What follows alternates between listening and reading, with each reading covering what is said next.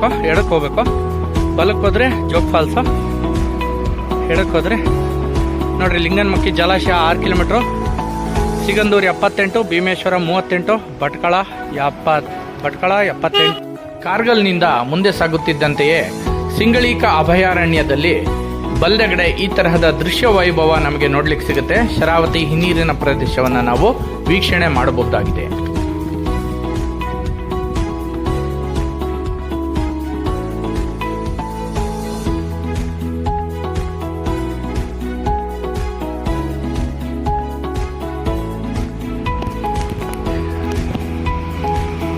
ಈಗ ಗಂಟೆ 2 ಆಗಿದೆ.